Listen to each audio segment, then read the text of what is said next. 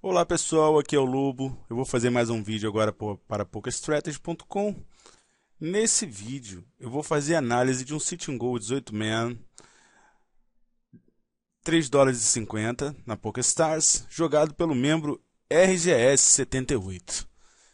Então eu vou analisar aqui as jogadas feitas por ele, bem como sugerir em algumas situações outras linhas possíveis e fazer também uma pequena análise de ranges e apresentar aqui também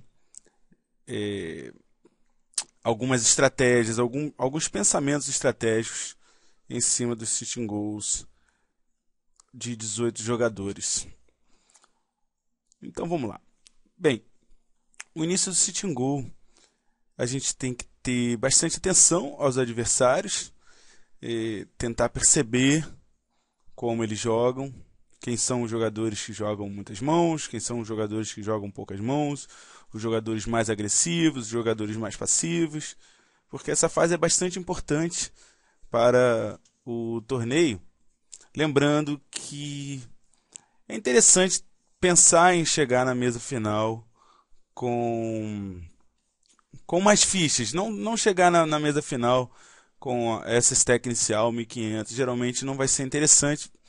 É bom lembrar que a média da mesa final é de 3.000 fichas, então chegar pelo menos na média pode ser um bom pensamento.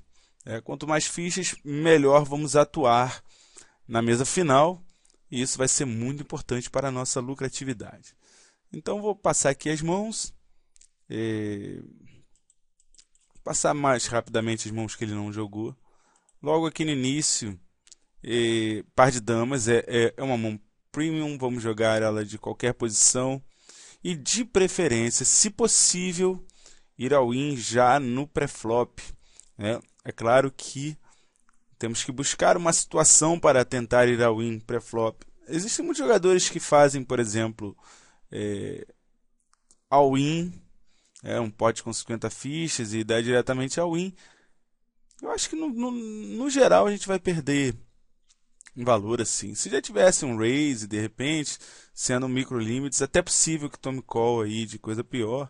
Mas assim só tem um limper. Eu acho que um raise é ok. E quanto ao tamanho aqui do aumento, vai ser de acordo com o que está sendo feito nos jogos que você joga. Então, por exemplo, ele fez aqui 3.5x, né, com esse limper. É possível totalmente. Agora, nesses $3,50, eu acho que pode fazer um pouquinho mais, já que recebe calls, né? Então, não importa de fazer um pouquinho maior, 5x até 6x. Mas totalmente aceitável, claro, né? Fazer esse size.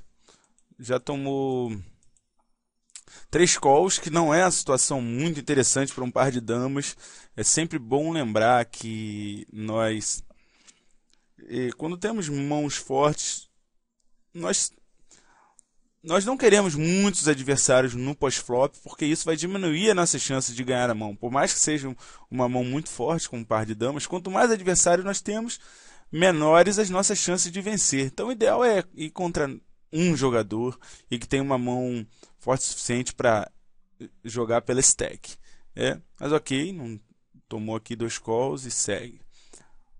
O flop é excelente, não traz nenhuma overcard, e o overcard são cartas acima do bordo. E acho que não tem nenhum problema em tentar jogar pela stack, mesmo contra 3 adversários, a não ser que você perceba que tem muita ação, por exemplo, esse dando call, esse todos, e alguém aumentando, você já pode pensar se está ou não à frente com overpair, né? Você pode estar batido aqui para, no caso, uma trinca, um 7, né? Mas no geral, acho ok a jogada, acho que essa bet é importantíssima, né? Continuation bet, toma apenas um call, fica bem mais sossegado, porque esse jogador pode ter aqui também um overpair, par de 10, par de valete. Ele pode ter, por exemplo, um Ás 9, um Rei 9, alguma coisa assim. Um 7-8 está em draw para a sequência. Então, eu acho tranquilo continuar atirando, visto que a gente vai estar à frente aqui ainda a maioria das vezes. Pode ter alguns pares também aqui pelo meio, que não quis largar. A RGS atirou, tomou mais um call, e agora o pote está bem grande. Eu acho que, sinceramente, compensa colocar todas no meio. Ainda tem algumas mãos piores que darão call aqui. Esse 5 aqui não muda nada, o cenário. A não ser, lógico, se ele estivesse jogando aqui com 7, 8, já está batido no turn, mas ele apostou o turn, tomou call. Não é só 7, 8 que tem no range do adversário, tem muitas mãos piores. Eu acho ok jogar, e encontramos aqui um par de 8, ou seja, o cara jogou o segundo par pelo stack, o que não é muito interessante no início do sit and go. Jogar pela stack, foram 75 big blinds que esse vilão investiu com o segundo par, contra um adversário que ele não conhece, visto que é a segunda mão. Então esse tipo de erro nós não devemos cometer. O call pré-flop é ok, e não tendo muita informação, é lógico que um par de 8 nesse board tem até um certo valor, mas percebendo que o adversário fez aqui uma continuation bet contra 3 adversários, né, demonstra bastante força, e isso acho que ele já podia desistir desde o flop. Então acabou perdendo todas as fichas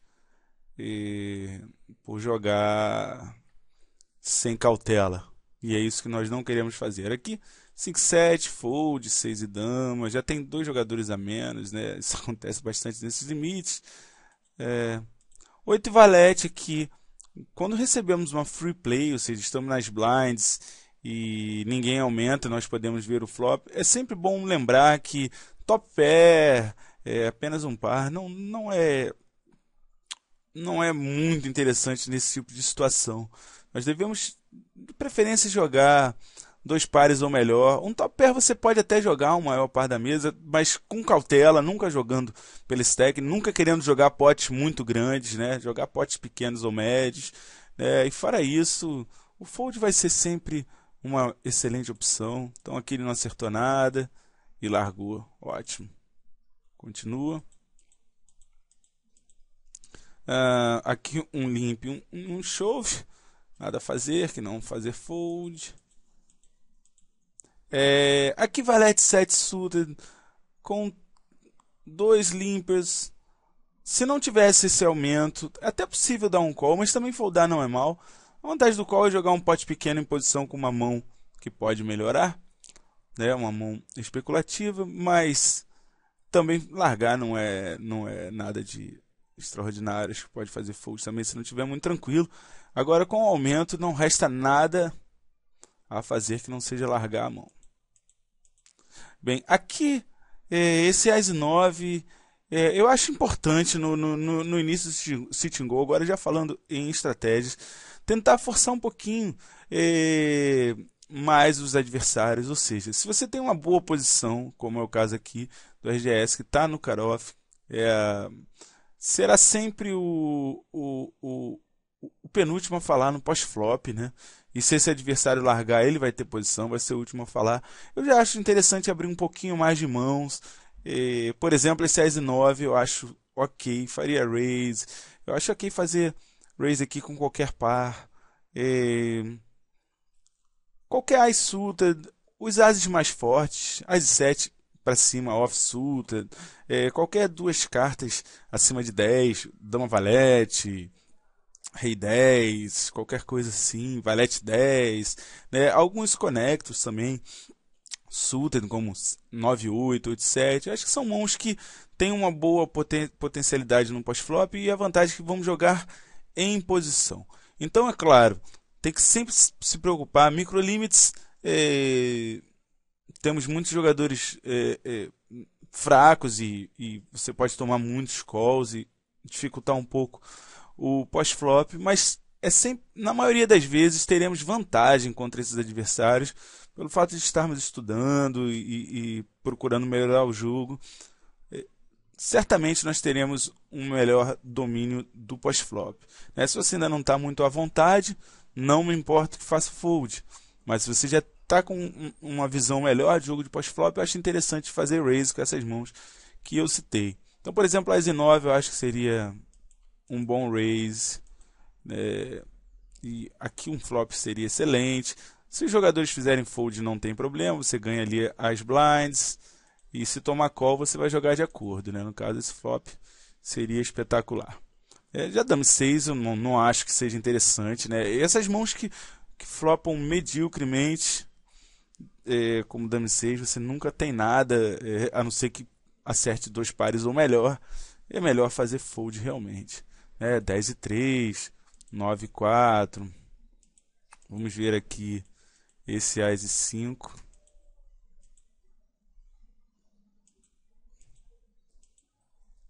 Aqui um detalhe bastante interessante que pode servir para vocês acrescentarem no seu repertório de jogadas. Sempre que um jogador fizer apenas complete, ou seja, completar a small blind, a gente está na big blind, só esse adversário aqui sozinho faz esse complete, você pode apostar 100% das vezes a metade do pote se ele der check no flop. Ou seja, se ele completar pré-flop e no flop ele não apostar, pode apostar que 100% das vezes, todas as vezes aposta apenas metade do pote. Quando você aposta meio pote, você só precisa ganhar 1/3 das vezes para que a jogada seja lucrativa. E certamente isso acontecerá muito mais de 1/3 das vezes. Então, poderia já ter apostado aqui. É o que eu faço normalmente. E ele dando check novamente. Agora o RGS apostou 3/4, acho até muito, meio pote é suficiente. E preferia ter feito no flop. Mas vai ganhar mão de qualquer jeito. Mas fica aí uma dica. Uma jogada que rende bastante no longo prazo. Aqui mais um aumento desse vilão, a win, totalmente desnecessário. Acho que são muitas big blinds aqui, mais de 20 big blinds. Eu acho totalmente desnecessário esse shove. Eu acho que você pode, com essa stack, tentar jogar o pós-flop, mas ok. Ninguém vai dar call e segue a vida. Esse jogador é bem agressivo, é bom observar. A gente está passando as mãos direto quem não jogou, mas se você estivesse nas mesas é sempre interessante observar quem está fazendo o que, para você poder determinar as suas ações. O jogador ali acabou aumentando, tomou call e desistiu da mão. Provavelmente não tinha nada. Aqui um aumento do under the gun, primeiro jogador a falar no pré-flop. Normalmente, os jogadores que abrem em posição inicial têm as mãos mais fortes. Isso é importante perceber. É lógico que isso nem sempre será verdade nos microlímites, visto que muitos jogadores desconhecem o valor da posição. Mas de uma forma geral, nós vamos dar mais crédito a quem abre no início da mesa. Então, dame 9 eu acho que fica fraco aqui, da call não é uma boa opção, resta fazer fold. Rei 4 também fold. Rei 8, 10 e 7, ok, até aqui não está tendo grandes chances e tem que ter calma realmente, tem que sempre pensar nisso. Ele já dobrou, uma parte do trabalho já foi feita, que é ter a stack dobrada. E lógico, se tivermos outras oportunidades para aumentar nossa stack, o faremos. Mas se elas não aparecerem, não há por que se desesperar e inventar. Bom, menos um jogador na mesa, pulei uma mão. Vamos voltar aqui. Ok. Bom, aqui esse adversário foi all-in e já tínhamos visto ele ir all-in em blinds menores. Esse adversário acompanha, também vai para o chão. E agora chega a ação no RGS. Acho que aqui nós temos uma decisão bem fácil. Esse jogador já faz all-in pré-flop. A gente já viu pelo menos tem blinds pequenas. Ou seja, a gente provavelmente está na frente do range dele. Esse jogador vai all-in junto, mas está short stack. Ou seja, ele tem que fazer isso com um range bem mais largo. Se fosse uma situação normal e 2 jogadores tight e 2 stacks grandes, você até pode de repente pensar em fazer fold de par de valete, dependendo lógico da imagem que você tem dos adversários. No geral vai ser ok jogar par de valetes pela stack com esse nível de blinds, né? Já no 50-100, o adversário com 13 big blinds. Esse cenário aqui ele é perfeito, então não tem por que foldar. E tudo correu bem, era uma corrida contra esse adversário. E, felizmente, o pote ficou para o nosso lado. Perfeito. Vamos seguir. Agora com 5.000 fichas. Interessante.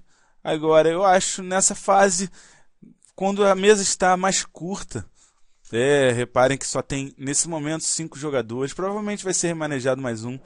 Mas aqui nesse momento, 5 jogadores, eu acho bastante ok tentar ganhar bastante fichas. Por exemplo, esse rei 9 com esses 2 folds eu faria raise.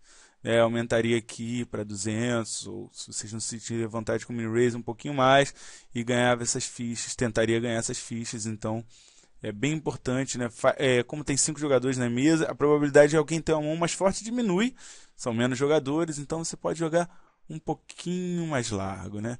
Agora tem 6, né? Foi um vilão remanejado. O valete 6 é também uma opção de fazer raise, mas também não acho mal fazer fold. Passei aqui uma mão 5-2, fold, tranquilo. Aqui, As e 8, por exemplo, em mesa short, né? Short-handed, 6-max aqui, no caso 6-handed, eu faço esse raise sempre. É lógico, se você estiver numa mesa em que tem muitos jogadores aqui que dão muito call no post-flop, não é problema foldar, né? Mas se você percebe que tem jogadores que não darão call, não darão muitos calls, e você sendo aqui o chip leader, você pode botar um pouquinho mais de pressão. Então eu faria esse raise com As 8. Aqui nada a fazer, já tem um raise, um shove.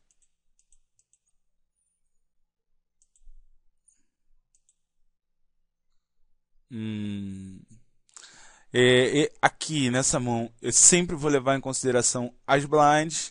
Quanto mais tight for esses jogadores, né, quanto menos mãos eles jogarem, mais eu vou tender a fazer um aumento.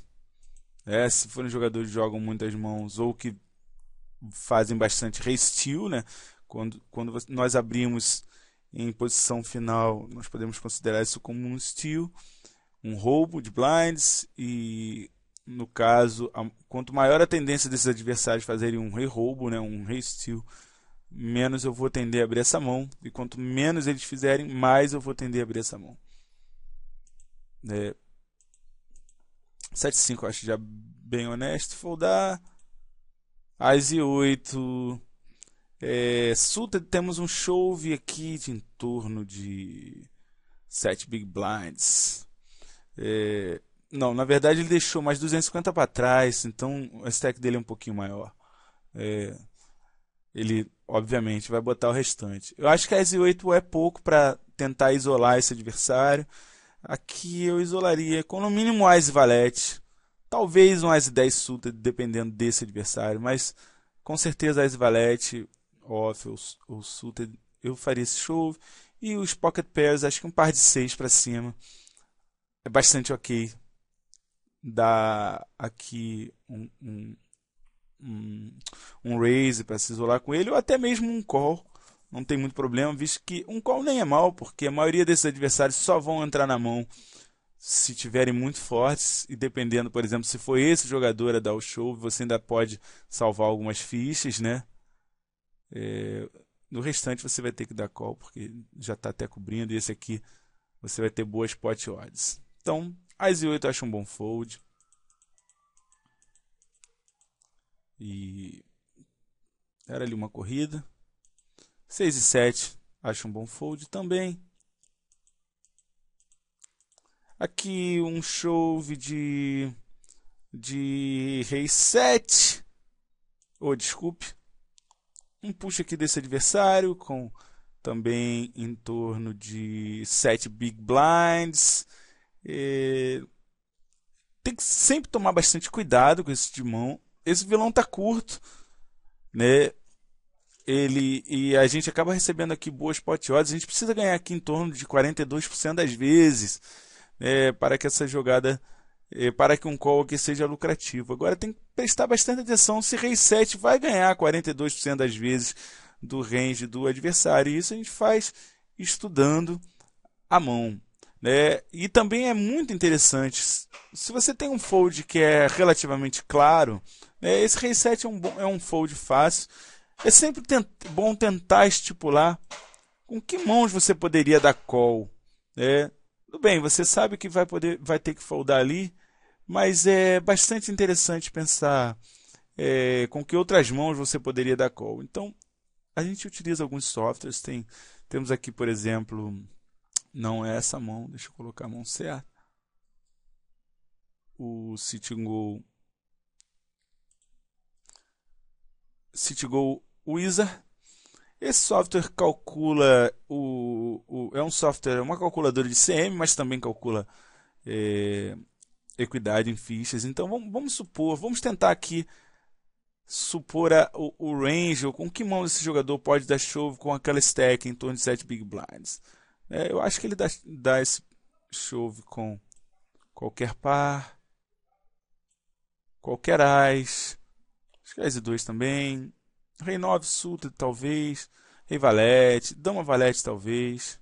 Tem jogadores que não são capazes. Eu vou botar 20%, acho um bom range. Agora o par de 2 eu acho que ele também faz.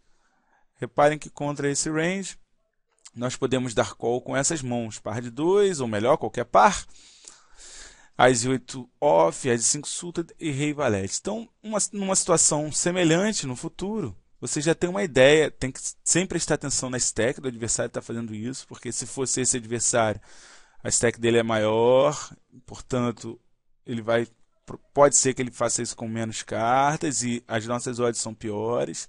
Então, numa situação como essa, a gente tem uma ideia desse range. E se vocês fizerem esse tipo de estudo diariamente, com o tempo, vocês vão ficando cada vez com mais clareza com que mãos dar ou não call. Ok? Então, um fold aqui tranquilo.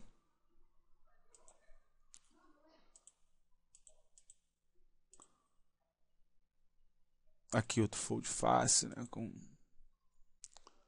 4 e 5. Aqui 2 limpas. Eu acho ok, dama 2, né? Uma muito, muito, muito fraca. A gente não vai ter muita certeza no pós-flop. Eu acho bastante ok largar. Aqui, veja bem, com par de 2, né? Par de 2 é uma mão que é um par, é lógico, é interessante, mas não tem uma equidade muito forte nem contra N2 cards, vamos dizer. Contra N2 ganha 50% das vezes. Então, como esse jogador está muito short, né, e pode ser que volte aqui com muitas mãos, eu prefiro não abrir um pocket pair, porque você vai ter que dar call nele obrigatoriamente, até nesse também, porque os dois estão short stack e eu acho que não é um bom momento para investir 1000 fichas aqui, né, com um pocket pair. Então, se fosse esse adversário aqui na Big Blind, certamente eu abriria, certamente, até porque ele vai foldar mais vezes, e se ele der call, tudo bem, jogo pós-flop, mas não gostaria muito de me comprometer com um par de 2 aqui contra jogadores short. O vilão deu call, o que é estranho com essa stack da call, mas acontece um pouco em microlimites, e depois eu check. Agora, eu não teria aberto, mas no caso de ter feito esse raise, certamente eu apostaria todas as minhas fichas nesse bordo dobrado, porque o bordo dobrado vai fazer com que o vilão acerte menos, né? Ou seja, menos vezes ele vai acertar aqui qualquer coisa, e com isso a gente vai ter mais fold X. Se ele não tiver nada, ainda é possível que largue, né? Se ele deu call, por exemplo, com rei valete, alguma coisa, pocket pair acho que ele vai atolar, mais um rei valete, rei dama, qualquer as, óbvio, né, que tenha dado call, ele larga. Eu apostaria aqui, mas também não acho nenhum drama não apostar, já que os ases acertam. E agora bate um rei, ficou bem complicado, né? Porque praticamente tudo que ele possa ter dado call no pré-flop acertou, não larga mais. Ok, então acho de preferência aqui o fold pré-flop. Vou seguir. Eu prefiro abrir esse Ice 5 contra essa stack do que abrir o par de 2 contra aquelas stacks que tinham no momento. Então, por exemplo, esse Ice 5 eu certamente abriria quando nós temos aqui a segunda stack na mesa, é o jogador que menos vai querer se confrontar contra a gente aqui na bolha da Final Table. Então, eu acho melhor esse raise em cima desse jogador do que o anterior em cima do short. Então, é sempre bom avaliar também sobre quem nós estamos fazendo o nosso aumento. Lembrando que o jogador que mais tende a jogar o post-flop ou fazer um raise, qualquer coisa assim, são jogadores das blinds, né? Principalmente o Big Blind, porque é o que mais investiu no pré-flop.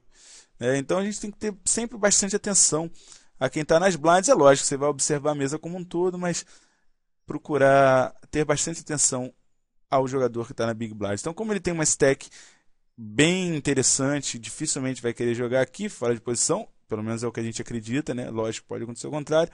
Eu abriria esse Ice 5. Bom, acabou esse jogador abrindo e o outro voltou. Agora passou. Depois desse aumento, acho que o fold é a melhor opção. Esse rei 8 suited também não acho suficiente para dar um call em 8 big blinds e meia aqui no botão, mas o meu range seria bem semelhante daquela mão anterior, do rei 7, ou seja, pocket pairs médios, né? Par de 6, de repente até um par de 5 é ok, e As e 10 com certeza eu dou esse call, As e 10 ou melhor, né? As e 10 off ou As e 10 suited. O rei 8 acho que é um fold bem tranquilo. E acabou estourando lá a bolha da Final Table e vamos centrar agora na Final Table. Então eu vou parar o vídeo por aqui e vou dividir esse vídeo em 3 partes. A primeira parte nós vimos agora, que é a Semi-Final Table, com bastante colocações que podem ser interessantes para vocês durante seus jogos. A segunda parte eu vou avaliar aqui a Final Table até a bolha. E a terceira parte eu vou avaliar In The Money e Heads Up. Então vou ficando por aqui. Qualquer dúvida ou comentário, fiquem à vontade para postar no fórum. Um grande abraço e até a próxima.